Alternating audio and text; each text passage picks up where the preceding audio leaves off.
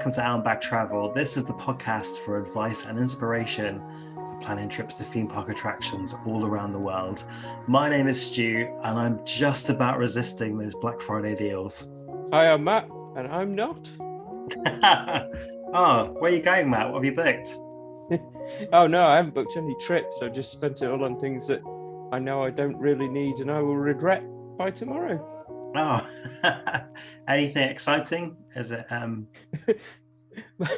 mostly sample packs for my dwindling music career that is failing. Oh, sorry to hear that. Let's cut this. Let's start again. Pull the plug. Nothing would just go on from here. It's fine. How's your week been, Matt? Have you been up to much? Well, I did join the ECC and got my first drop magazine through. Oh my goodness! What a geek! It was really weird because I got the magazine. I started reading. My first thought was, why did I not do this ages ago? This is like everything in a magazine. Is brilliant. European Roller Coaster Club, obviously one of the many roller coaster organisations out there. The advantage of joining ECC is you get the first drop, which is a roller coaster magazine with lots of sexy pictures of roller coasters. So it's a bit like looking at roller coaster porn. How are you finding it, Matt? Incredibly arousing. No, don't put that in. You've got to say that. That's amazing. Well, Stu, what do you normally use to separate the pages? Well, it's got quite a glossy kind of shine, so I think just like a Sif wipe will do the trick. And at least then it's disinfected as well. If you get a Dettol wipe, maybe anti-bac, I think at least then you can clean it off and hand it to your friends. That's it. Yeah, there's a hot Danish model in this centre spread of this current issue, isn't there?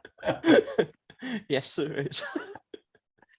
A little attractive Danish number. We're talking about Phoenix at Farup Summerland, which is obviously the very sexy new Vekoma roller coaster that opened at the Danish park this year, and that's the main kind of feature of the current issue.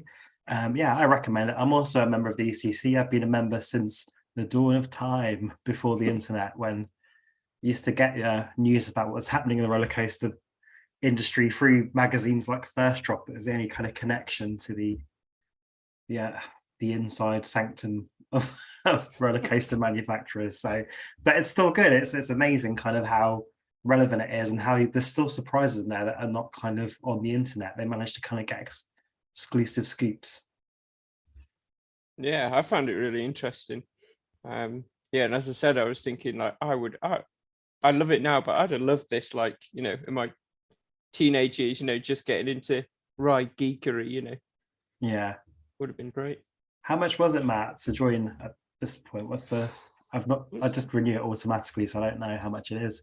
I want to say just under 30, but I can't quite remember. It's not bad because your membership would run for 6 issues of First Drop. I do sound like I'm selling it. I don't work. This episode is sponsored by. We've got brand deals. It'd probably go for a couple of years. And obviously, as a member of the ECC, you get access to some amazing discounts. And obviously, you can't, I guess, join because of this, because you never know. Obviously, the discounts are subject to change. But for the past kind of 5 years or so, members have got free access to Groenland and Klamarden in Sweden. So really, really generous from those parks. And obviously, I've definitely done the Groenland mission myself. I know my brother Martin, from the YouTube channel Ride Till I Die, he's done Klamarden as well as Groenland. So it's quite a really good offer. And obviously, if you do take advantage of those offers, make sure you spend loads of money in the parks to support them. So it can really be a saving, really, if you kind of join up. And as a little bonus, you get this magazine to be part of an organisation with like-minded people that enjoy roller coasters. So it's definitely a great way of meeting people that share the interest in going to theme parks like yourself. So if you haven't joined, definitely consider it. And of course, there are many other fine roller coaster organisations out there, each with their own benefits and merits. Those ones didn't pay us for a brand deal, though. They didn't, no. They didn't give us a free ticket to Groenland, so we're not. But yeah, so fantastic. Have you done anything else, Matt? Oh, no, not much to be honest. How about you? Yeah, I've had quite a busy weekend, really. I've been to Drayton Manor's Christmas event, which was Mm. exciting. It was a really good event. So obviously, it is aimed at children. So if you're going expecting Shockwave or all the thrill rides to be open, you'd be a little bit disappointed. It's obviously just Thomas Land, the zoo, but there are a few other bits and pieces open around the park. So the Bounty is open for the horsey ride, which we can't pronounce because it's got its Viking name, and accelerator was open as well. So I've not been on accelerator before. That's how long I think actually the last time I went to Drayton Manor was with you. How long ago was that? Was Ben 10 not there when we went? No, we It definitely was, went on it was G-force. So yeah, I want to say it was like 2010, maybe. I think that's probably about right. It's that 12 years since we've been to Drayton Manor. That's crazy. Yeah, I hadn't done Ben 10 slash accelerator. So I've finally got on that, and I was thinking I was getting my 599th roller coaster credit, but it actually turns out there was a miscount, and that was my 604th. So Oh, I missed my 600th coaster. oh man. I mean, it's not a bad ride. No, it's not. It's just not your 600. Well, no.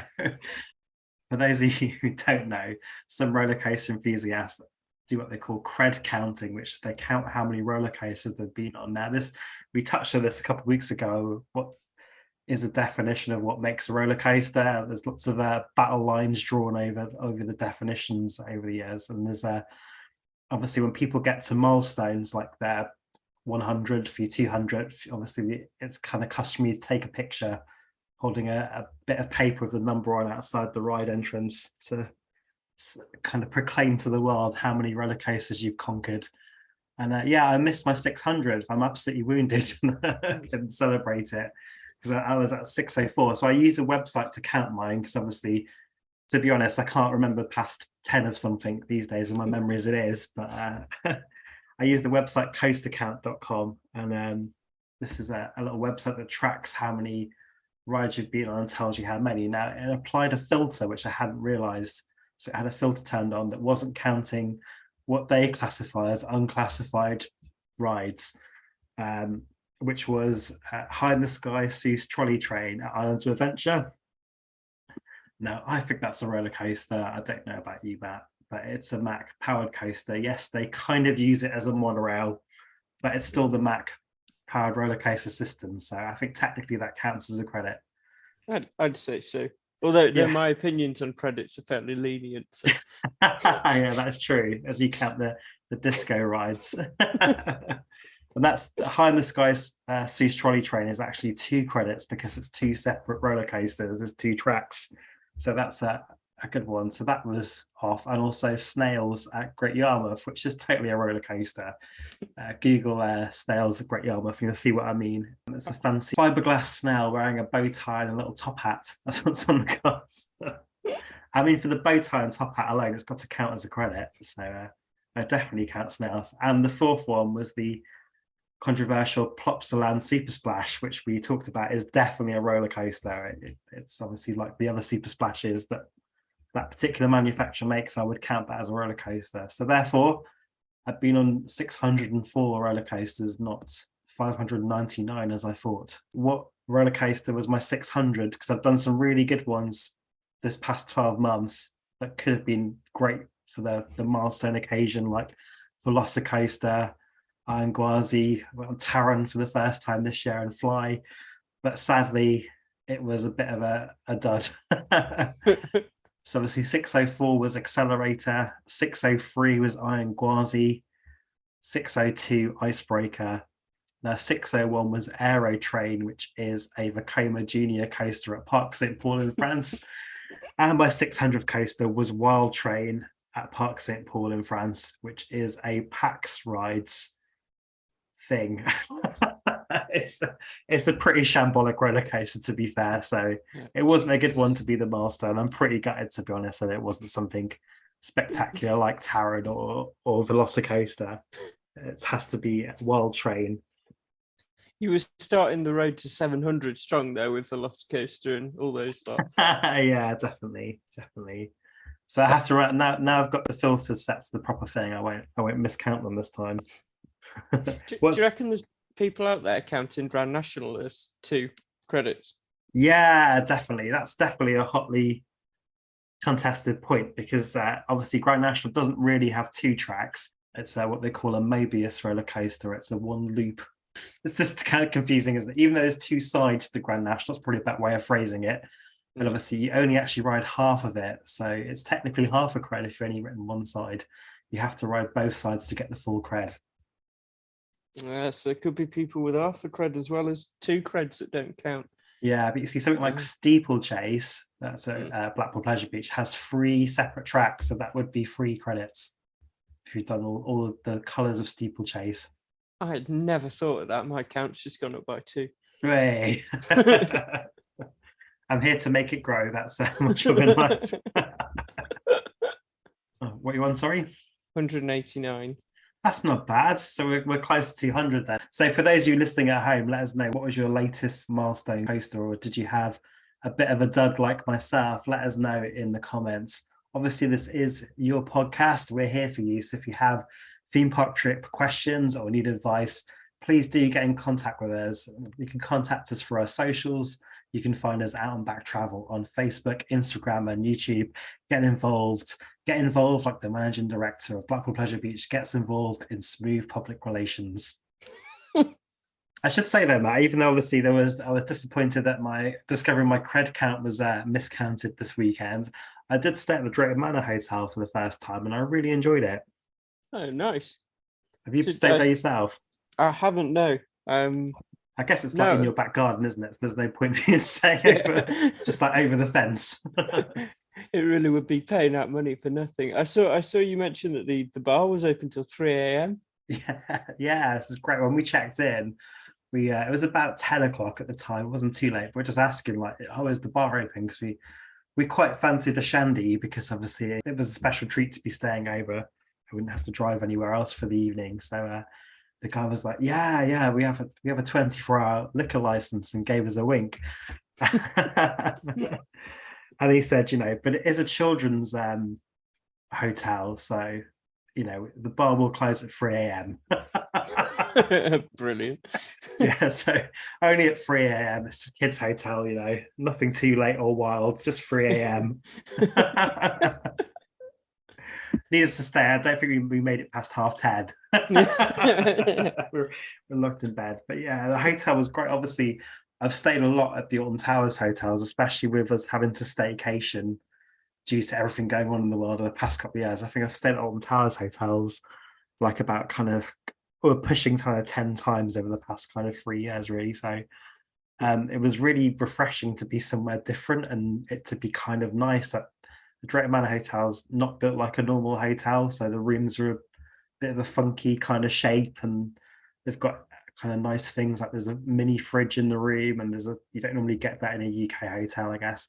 And there's a sofa and really nice amenities, and the breakfast was amazing. The juice was actually juice.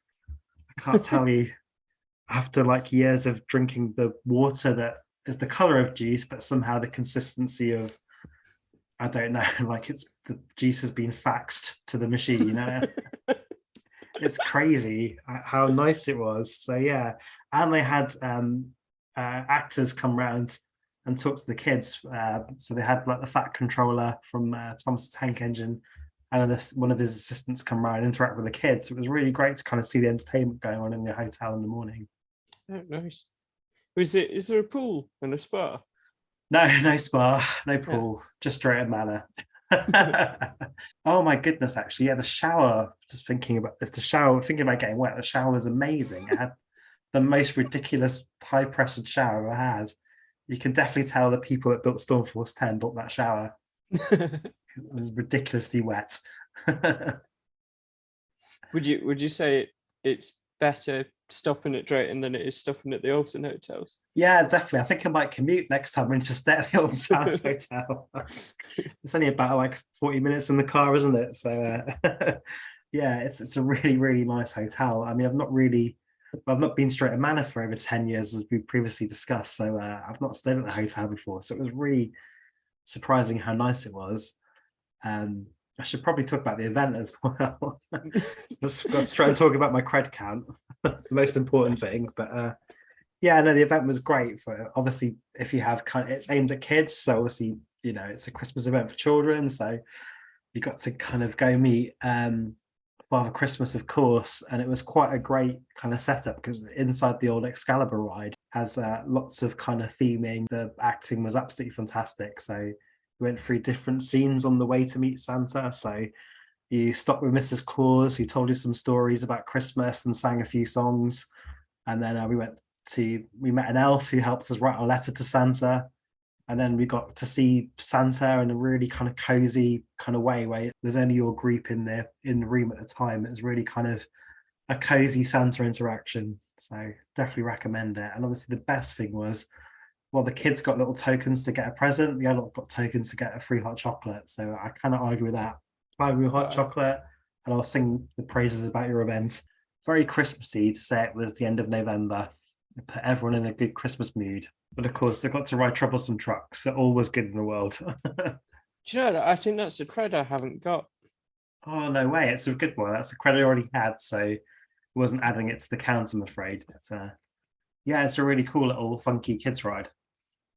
Yeah, I've heard good things about that one. I think it's the best Gerstlauer in the UK, controversially. Probably not that hard at this point, is Yeah. it? You just got to feel like you're not going around on square wheels and you probably mastered it. Maybe cut that bit. So at the moment, we're looking at parks that are open during the winter. So if you're looking for a winter fix of adrenaline, where can you go? And this week, we're checking out Energylandia, who are in their first year of doing a proper winter event. So it's an exciting time. The park is open with the exception of the water rides and the Aqualantis section. So that does mean there's 3 quite significant roller coaster credits missing. So Abyssus isn't running. Speed, the water coaster, isn't running, and Light Explorers isn't running. So it's a bit of a compromise. If you haven't been before to Energylandia, it might be a deal breaker, but they obviously do have a metric fuck ton of rides. So there's still lots of other things to keep you entertained, including obviously Zadra, the RMC roller coaster, and Hyperion, the Intamin hypercoaster, are all running for winter. There's also some extra things to do, like there's ice skating, snow tubing, gingerbread decorating. There's a Christmas fair, a lantern trail, and you can meet Santa. So quite a lot going on. What do you think, Matt? Yeah, I mean, it's a park I'm still yet to tick off. But as you say, from what I know of Energylandia, I don't think it matters that a couple of the rides are shut because there's that much there to do. Yeah, so obviously you've not been to Energylandia, Matt. Would this put you off kind of going for December or January that some of the rides would be closed? Not at all. No. It's No. kind of, is it good knowing in advance that those rides would be kind of closed?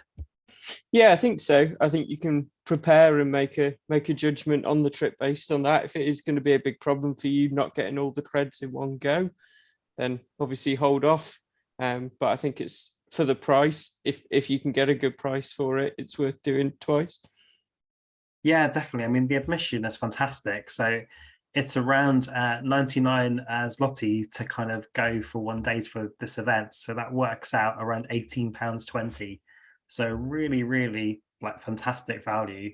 99 slotty. I can't even get one slotty. Okay, then this is based on I'll get your slotty out of my head now.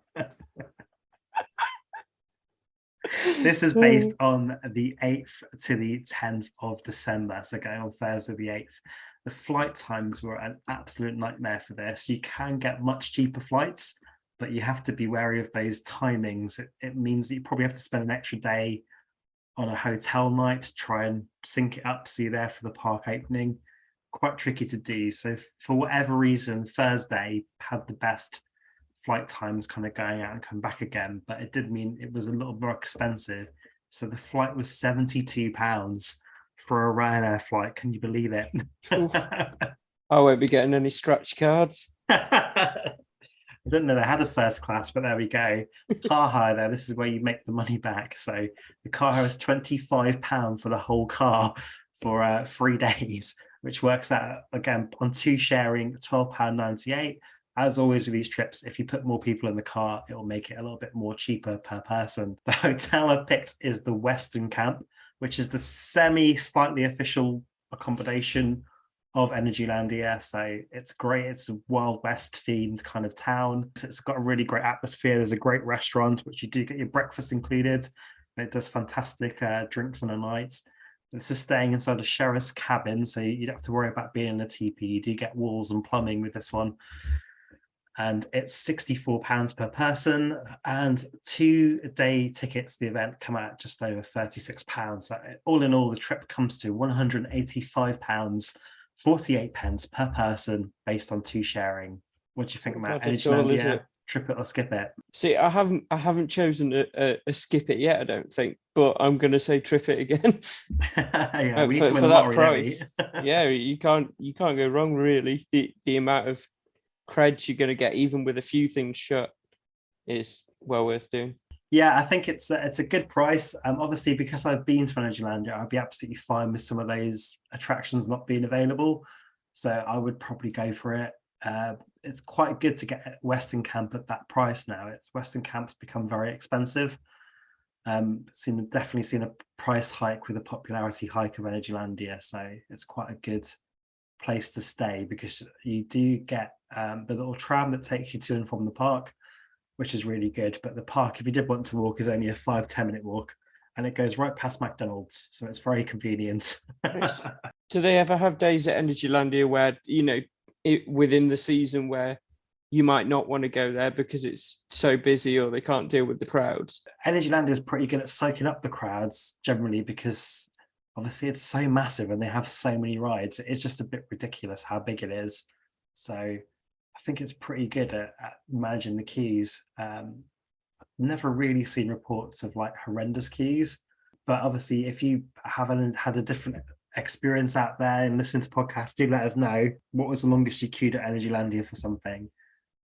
I think even when it is quiet, you might have to, it does take like 10-15 minutes to get on the rides, because the queues are so long in terms of actual physical distance, and they don't really kind of open a shorter version of the queue or a shortcut. You have to walk all the way around, and some of them, like Zadra, you have to go up and down massive staircases. It's like a right kind of a trek to get there. Is it longer than Fly's queue line? Oh yeah, definitely.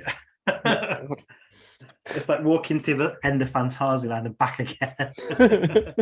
If there was like about 5 staircases in Munster to go up and down for no reason. Well, I was looking at the Energylandia trip. Obviously, the car hire is fantastic value at the moment. I mean, £25 for 2 days is incredible. When you're kind of thinking of hiring a car on a trip, there is some pitfalls to avoid, really. I don't want anyone to get kind of caught out. For example, looking at these same dates, so it was the 8th to the 10th of December, to get a hybrid car. So it's the same car, but it had 3 different price points. So provider A was charging £49.75 for the hire, provider B was charging £56, and provider C was charging £86. So you think, like, which is the best deal? Well, the cheapest one, surely, yeah? Go pay the least amount. Well, it's always worth checking, like I say, just having a little peek at the terms and conditions. And this particular search is on the website of Podo, which is really good because it shows you very clearly the kind of hidden fees. So for any car hire, you will have to put a security deposit down. And these can be really, really huge amounts of money to kind of put down. You can't do it on a debit card or a prepaid card. If you had like a travel card, it has to go on a credit card. Most providers will not accept anything other than the credit card.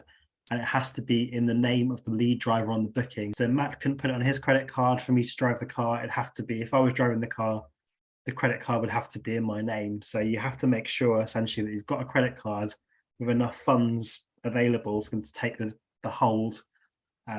In this particular example, provider A, the security deposit is £1,032. Remember, these are for the same car and for the same amount of time. Provider B was charging £946. and provider C was charging £602. So it might be worth thinking about paying the extra to go with provider C, just so you're putting the least security deposit down. I think other things to look out for with car hire is considering the pickup location. Is it in the terminal? Do you have to get a bus to go to where the car will be? And also consider the mileage allowance. Like, is it a limited mileage? So if you're doing a big road trip, perhaps like across America or around Europe, can you drive the car for a limited amount of miles, or is there a limit to the daily mileage you can do? So all things to think about when hiring a car. Don't always go for the cheapest one. Have a little look deeper into the terms and conditions and make sure you're kind of getting the best deal for yourself. On any of your trips, ever had any serious trouble with car hire? Probably, yeah. I can't think of a funny one though. What do you reckon? Have you got anything to add back? What about yourself and car hire? No, I'm too nervous to drive in Europe, so I always jump in somebody else's. Has Tom had any problems hiring the car in Europe? No, we had. Oh, what was it? Oh, we nearly missed going through to security because there was such a queue to sign everything back in.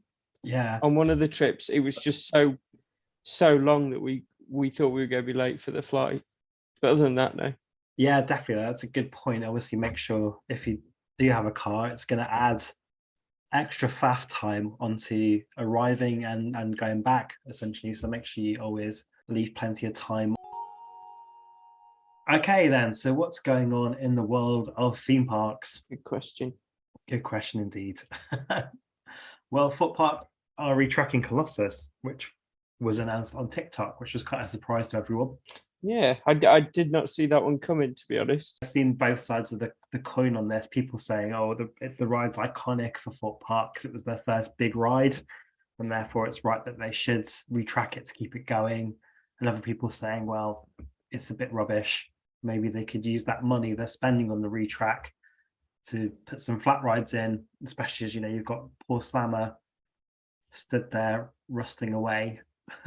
R.I.P. R.I.P. Slammer. Pour one out for Slammer. It's a weird one because I guess it's something that you can't predict, but it depends how much of a difference the retrack makes. Yeah, and I'm only saying that when I think of the big one, because I know they retrack sections of that every now and again.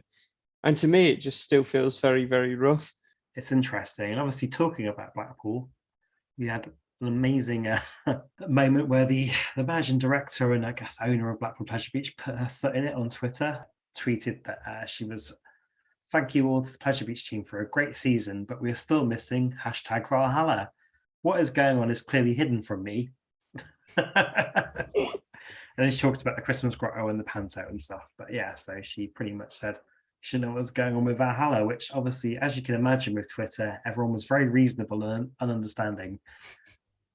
It's a lovely place, Twitter. So yeah, she got ripped a new one, which is kind of crazy, really. Everyone was kind of given quite a harsh time. But essentially, she kind of eventually said that she did know what was going on, and it's down to Brexit that essentially they can't get the bits to repair or refurbish the ride. The parts take too long to come, so that's why the ride's been delayed. And the park obviously got some criticism that if they knew this, they should have maybe updated the website or put out a message to say that this was the case and the ride wouldn't be opening in 2022, as it clearly hasn't, because the season's now finished. I think it's a shame, but I think whatever does happen with Valhalla, it's a world-class water ride. I think it'll be worth the wait in the end.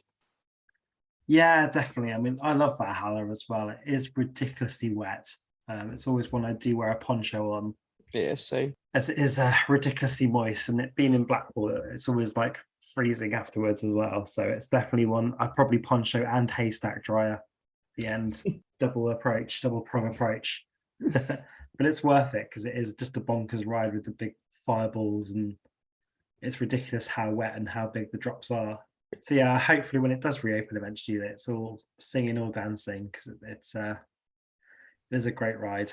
We also had the news that Great Yarmouth Pleasure Beach are retiring their log flume. So essentially they put a big statement up on their Facebook page to say that unfortunately, due to the ever-growing maintenance work needed to keep the ride running safely, they've made the difficult decision to remove it this winter.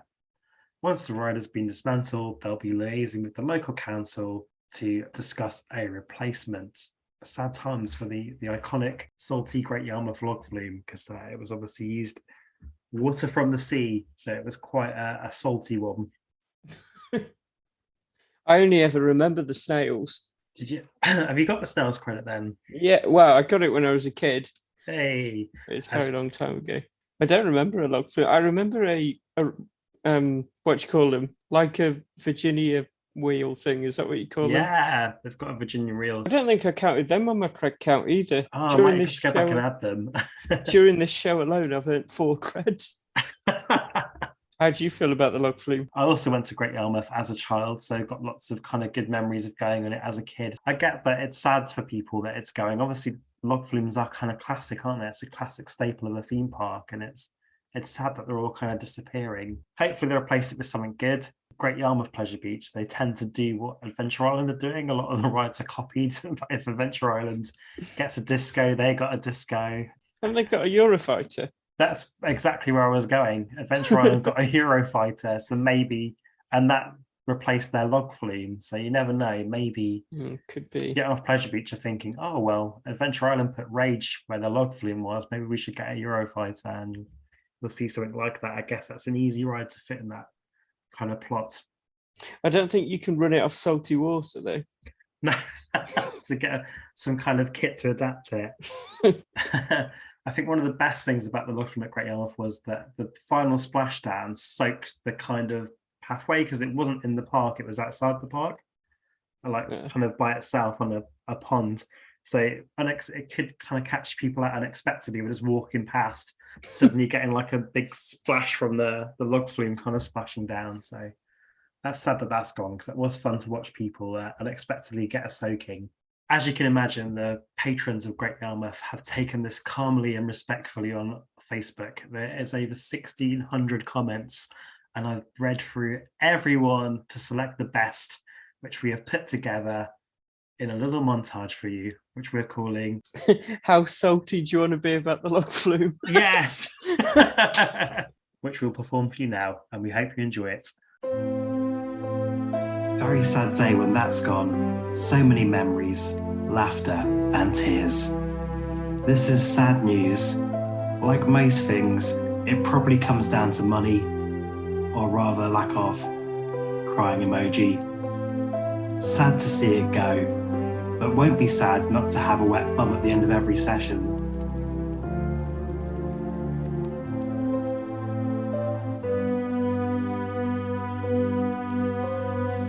It's the end of an era. Oh no! How will I tell George? You just lost a customer. Big mistake. There are loads of bigger and better theme parks, but we come back to Pleasure Beach because of the log flume. We won't visit anymore now, sadly.